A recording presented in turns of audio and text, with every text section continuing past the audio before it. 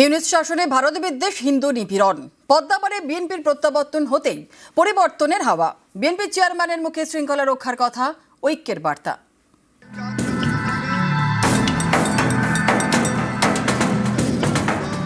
আমার বক্তব্য স্পষ্ট, যে কোনো মূল্যে অবশ্যই শান্তি এবং শৃঙ্খলা বজায় রাখতে হবে। কোনো রকমের অন্যায় কিংবা বিয়ানি কর্মকাণ্ড আমরা বরদাস্ত করব না।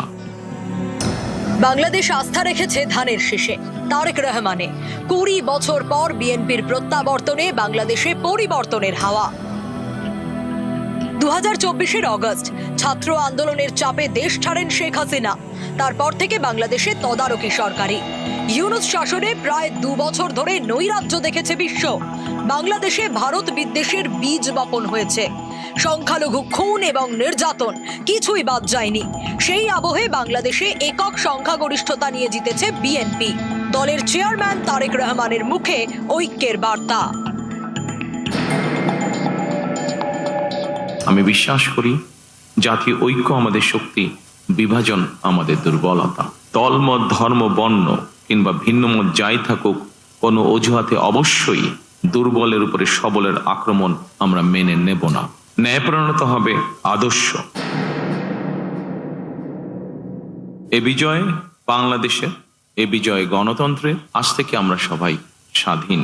আমার বক্তব্য স্পষ্ট, যে কোনো মূল্যে অবশ্যই শান্তি এবং শৃঙ্খলা বজায় রাখতে হবে। কোনো রকমের অন্যায় কিংবা বিয়ানি কর্মকাণ্ড আমরা বরদাস্ত করব না। প্রতিটি বাংলাদেশী নাগরিকের জন্যই আইন সমান।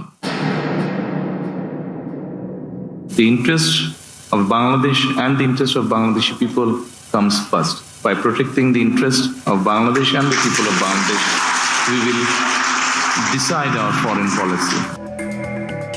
বাংলাদেশ ছেড়ে ভারতে আশ্রয় নেন শেখ হাসিনা। গত বছর শেখ হাসিনাকে ফেরত চায় বাংলাদেশ। পাল্টা নিজেদের বক্তব্য জানায় নয়াদিল্লি। এদিন শেখ হাসিনার প্রত্যর্পণ নিয়ে অবস্থান স্পষ্ট করেন Tarique Rahman. Would your party demand handing over of Sheikh Hasina from India? That depends on the legal process, of course. বিএনপির প্রত্যাবর্তনে বাংলাদেশে পরিবর্তনের হাওয়া।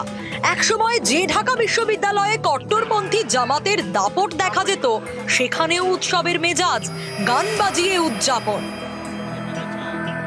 নিউজ 18 বাংলা।